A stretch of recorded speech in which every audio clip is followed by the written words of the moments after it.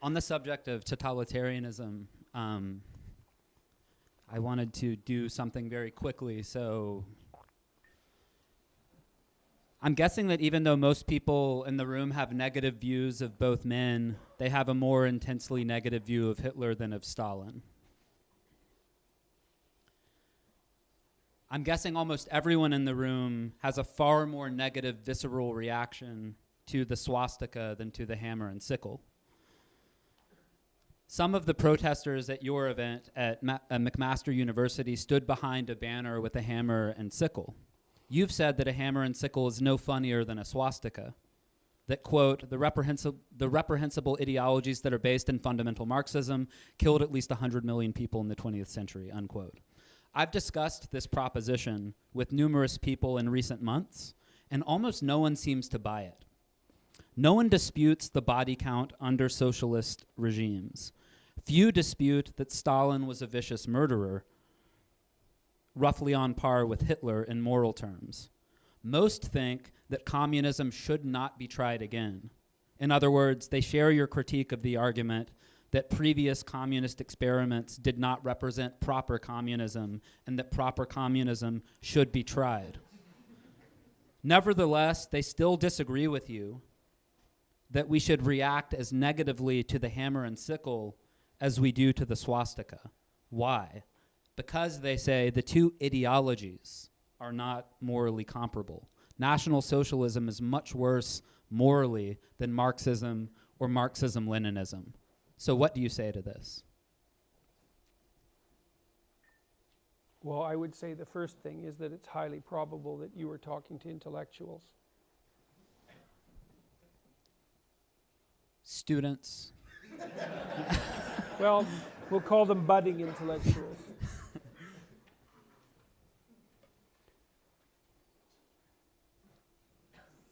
It is a mystery, you know. It is a mystery because it is the case that there is something about the Nazi doctrine that seems to have a visceral impact that the communist doctrine doesn't have. And I said when I opened my remarks tonight that it might be the issue of racial superiority. You know, it's something single that you can put your finger on. Whereas what's happening on the left that's horrifying is murky. It might even be multidimensional. Like maybe there isn't a single radical leftist idea that's murderous like the racial superiority doctrine. Maybe it's a combination of 3, or maybe it's some set of 4 out of 10. Who knows? So, and because of that, it doesn't seem as repugnant. And there was also a universalizing tendency among the communists that seemed to be less morally reprehensible than the ethno-nationalism of the Nazis. So, you know, you think, if you go back to 1914, it's complicated, but if you go back to, say, 1918, at the time of the Russian Revolution, it's not like the communists knew that their attempts to bring about the socialist utopia would be doomed to absolute murderous catastrophe, right? They were working in ignorance. Now, it's not that simple, because by that time Dostoevsky had already written The Devils, the Possessed, and he outlined very, very clearly what he thought would happen if people like that got the reins of power. And Nietzsche had done the same thing in his writing. So people knew that there was something toxic, let's say, and deadly about the doctrine. But it hadn't been played out on the world stage. But now, it's like, well, this is why I said what I said at the beginning. Fine.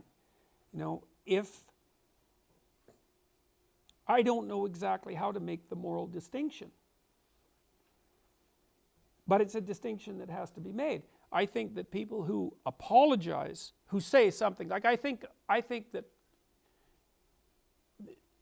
it's virtually, I don't know if it's as reprehensible to say that a given ethnic group should be consigned to the fire and to say that wasn't real communism, but they're damn close. And when I hear someone say that wasn't real communism, I know what they mean. What they mean was, if I was the dictator in Stalin's shoes, I personally would have brought in the utopia. That's what that statement means. Or it means an ignorance of history that's so utterly appalling that that any political statement made on behalf of that person whatsoever should immediately be followed by a paroxysm of extreme embarrassment.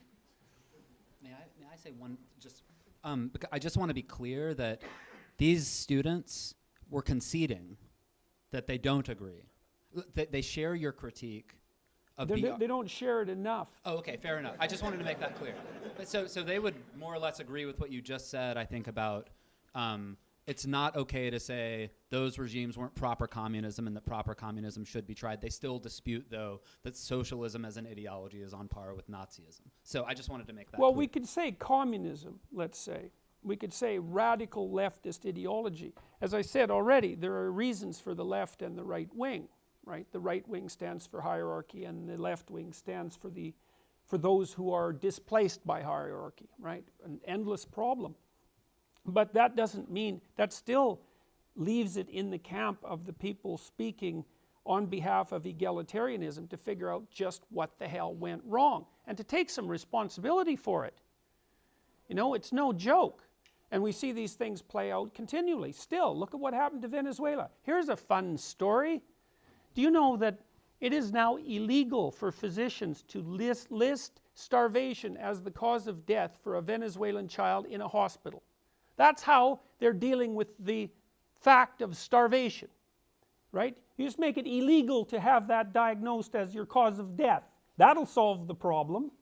It's like, you know, we have a group of well-meaning socialists in Canada who just produced something called the LEAP Manifesto a couple of years ago, and it's a pretty radical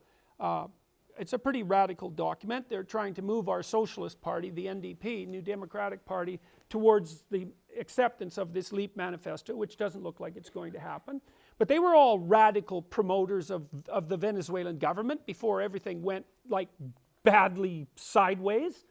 You know, I think the average Venezuelan now has lost 17 pounds. And that's not because they were put on a voluntary dieting program, right? It's not good. And so if you're tilting towards the left and you're temperamentally inclined that way, and half the population is, then you have an ethical problem on your hands, which is how do you segregate yourself from the radical policies that produced the catastrophes of the 20th century? And you can't just say, well, that's not my problem. It's like, well, okay, if it's not your problem now, it certainly might become your problem in the future. So, and I would say it's actually everybody's problem. In the aftermath of the 20th century, it's everybody's problem. So it's complicated. Like, there is a genuine desire. Like, I worked for a Socialist Party for quite a while when I was a kid. You know, and I saw both sides of it. I saw some very, very admirable people. I was privy, for a variety of chance reasons, to the leadership of the Socialist Party in Canada at the provincial and the national level. I met the people who ran the provinces, some of the provinces, and who ran the party. And a lot of them were really admirable people. Like, they'd spent their whole life, I would say, working on behalf of the working class, you know. So they were genuine labor leaders. And there was also a lot done in Canada on the left that looks like it was actually pretty good. Standard work week, the establishment of pensions, the introduction of our healthcare system, which I would say probably overall works better than the American system, although not at the upper end. And they were working hard on behalf of people who had working class lives. But then I also encountered the sort of low-level activist types, and I didn't have any respect for them at all. I just thought they were peevish and resentful and irritable. And those two things exist in a very uneasy coalition on the West. There's care for the poor and hatred for the successful, and those two things aren't the same at all. And it looks to me like one of the things that really happened when the communist doctrines were brought into play, and it also, by the way, we did the multinational experiment, right? It doesn't matter where you put these policies into play, the same bloody outcome occurred. Didn't matter whether it was Russia or China or Cambodia or Vietnam, or to pick a random African country, or Cuba or Venezuela for that matter. It was an unmitigated catastrophe. And so to me, that's experiment plus replication. Enough. Well, that has to be dealt with, and it's not. And the intellectual left in the West has been absolutely appalling in their silence on the communist catastrophe. Like for my students, a lot of my students really haven't heard about anything that happened in the Soviet Union in any detail until they take my personality class in the second year of university. It's like, well, what the hell? Why are they learning about that in a personality class in the second year of university? That should be first and foremost in their historical knowledge, what happened in the 20th century. I mean, it was almost fatal what happened, and we still haven't completely recovered from it, right? I think, isn't your president, Donald Trump, going to talk to like insane totalitarian #1 sometime here in the near future? But that's still a Soviet era state. And those people are armed to the teeth. You know, they have the weapon, they have weaponry that could easily take you out. And so we're not, I don't know if you know, do you know what happens if you blast a single hydrogen bomb 100 miles above the United States? Just one. You lose all your electronics. Right, they're all done. Tractors, cars, trains, subways, computers, phones, all of them burn out. And that's it. So we're not done with this yet. And the Korean state, North Korea, as an emblematic representative of the communist catastrophe, you know, everyone there starves. There's millions of people died 20 years ago. It's not got any better.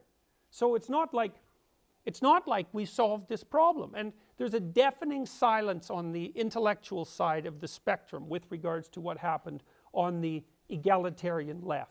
And there's no excuse for it. So